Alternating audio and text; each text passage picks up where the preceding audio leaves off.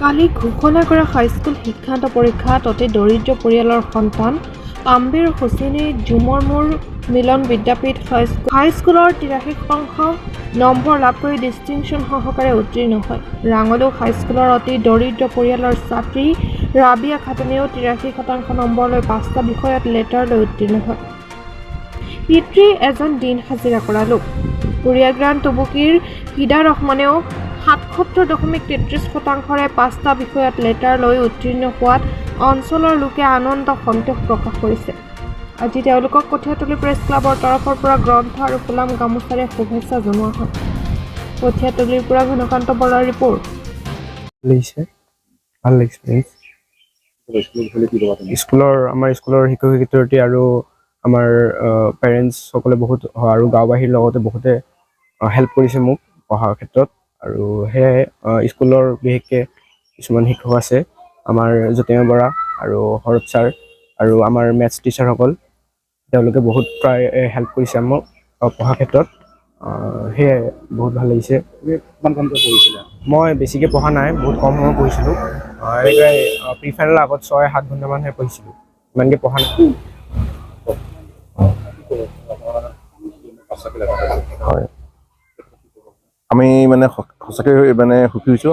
কাৰণ আমাৰ যেতিয়া আমাৰ আজিৰ পৰা 10 বছৰ আগতে আমাৰ এজন মানে মনোজ কুমাৰ নাথ, তেওঁ মানে 92 পাইছিল পাৰ্চেণ্টেজ, আৰু তেওঁ মানে ডিষ্টিংশ্যন পাইছিল। আৰু এই 10 বছৰ গেপৰ পাছত এওঁ পাইছে এতিয়া। গতিকে আমাৰ কাৰণে এইটো এটা ডাঙৰ ভাল খবৰ, ভাল লাগিছে। আৰু যিহেতুকে আমাৰ এটা পিছপৰা অঞ্চল, য'ত আমাৰ 80% মাইনৰিটি ষ্টুডেণ্ট হয়, আৰু গোটেই এই এনেকুৱা এটা মানে অনুন্নত অঞ্চলৰ পৰা যে এনেকৈ আমাৰ এটা ৰিজাল্ট কৰিছে, আৰু গোটেই ধন্যবাদ জনাইছোঁ আপোনালোকক। এই ছোৱালীজনী আমাৰ অঞ্চলৰ পৰা একদম দৰিদ্ৰ পৰিয়ালৰ পৰা বিলং কৰি পেলাই ভাল ফলাফল কৰিছে, আমাৰ অঞ্চলৰ সুনাম কঢ়িয়াই আনিছে। গতিকে সমূহ পৰিয়ালটোক আমি শুভেচ্ছা জনাইছোঁ। অনাগত দিনত আমি সকলোকে অনুৰোধ কৰিম যে সংখ্যালঘু মানুহসকলে বেছিকৈ বিহু অনুৰোধ কৰিম কি, মন ভাল হ'লে পবিত্ৰ মনেৰে ভাল কাম লাগে, ঠেলাই চলাক ৰিক্সাই চলাক যি কাম, পবিত্ৰ মনেৰে উপাৰ্জনিত ধনেৰে সদায় আমি ভাল কামত লগালে আমাৰ ফলাফল ভাল হ'ব। আমাৰ যিকোনো সমস্যাত ভাল আমাৰ বেয়া নাই। গতিকে বেয়া মন থাকিলে বেয়া হ'ব। গতিকে তেওঁৰ পিতৃয়ে কাম কৰিছে, বেয়া কথা নহয়। মোৰ নাম মিছ ৰাবিয়া খাতুন। কোন স্কুলত তুমি পঢ়িছিলা? ৰাঙলু হাইস্কুলত।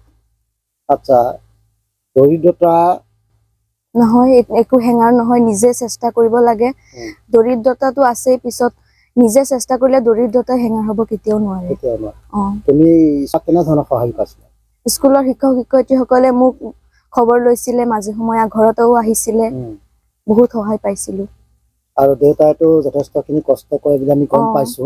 তেওঁ এতিয়া আগতে হাজিৰা মাজিৰা কৰিছিল, তোমাৰ যত্ন তোমাৰ চেষ্টাতে তোমাৰ এইখিনি হৈছে। কোৱাচোন এই সম্পৰ্কে তোমাৰ। হয়, মই নিজেই চেষ্টা কৰিছিলো, টিউচন নোলোৱাকেই যিখিনি পাৰিছো সেইখিনি পঢ়িছো। আমি বহুত সন্তুষ্টি পাইছোঁ। বৃহত্তৰ কঠীয়াতলী ৰাঙলু অঞ্চলত যি যোৱাকালি ফলাফল দিছে, আমাৰ ল'ৰা ছোৱালীয়ে যি ভাল ফলাফল মানে আগবঢ়াইছে, তাতে আমি বহুত সন্তুষ্টি পাইছোঁ। আমি আত্মহাৰা হৈ গৈছোঁ যোৱাকালি ফলাফল পাই পেলাই, যে আমাৰ মেহেকক আমি আগতে খবৰ লওঁ তাইৰ পৰীক্ষা সম্বন্ধীয়ত। তাই মোক কয় বহুত ভাল ৰিজাল্ট হ'ব, আৰু তাইৰ তেতিয়া মোৰ এটা কনফিডেঞ্চ আছিল যে তাই ডিষ্টিংশ্যন মাৰ্ক ভাল পাব। তাই এটা ভাল মাৰ্ক পাইছে। গতিকে আমাৰ এই অঞ্চলৰ পৰা আমি বহুত ভাল পাইছোঁ। আৰু যিসকল মানে শিক্ষাগুৰুৱে আমাৰ এই ল'ৰা ছোৱালীবিলাকক শিক্ষাদান কৰিছে, আমি তেওঁলোককো অভিনন্দন জ্ঞাপন কৰিছোঁ, শুভেচ্ছা যাচিছোঁ। আমাৰ পিছপৰা অঞ্চল, এই অঞ্চলত হবিবদাই আমাৰ শৈক্ষিক জগতখনক উদ্যোগী বহুত অপ্ৰাণ চেষ্টা চলাই আছে। আৰু আমাৰ হবিবদাৰ এই অঞ্চলত বহুত অৱদান আছে। এই সাংস্কৃতিক জগতত হওক বা আমাৰ যিকোনো ক্ষেত্ৰত হওক, কলাত হওক, তেওঁ সকলো ক্ষেত্ৰত আমাক সৰুৰ পৰাই মানে এই সমাজখনক উদগনিৰ চেষ্টা কৰিছে। আজি তেওঁৰ ছোৱালীয়ে যি ফলাফল কৰিছে, আমি